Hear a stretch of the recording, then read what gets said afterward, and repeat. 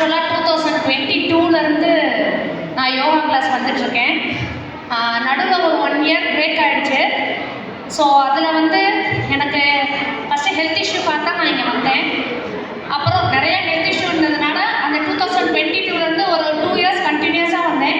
நடுவில் 1 இயர் வந்து ஃபேமிலியில் கொஞ்சம் இஷ்யூன்னு சொல்லி வர முடியல. பட் ஆனால் அந்த 1 இயர் வந்து நான் இந்த யோகா சென்டர் வந்து நான் ரொம்ப மிஸ் பண்ணேன்.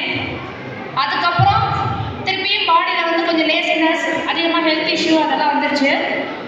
திரும்பி இப்போ நான் கண்டினியூ பண்ணிட்டுருக்கேன். 1 டே நான் யோகா கிளாஸ் வரல அப்படின்னாலும் எனக்கு அந்த டிஃபரன்ஸ் வந்து நல்லா தெரியும். இன்னொன்று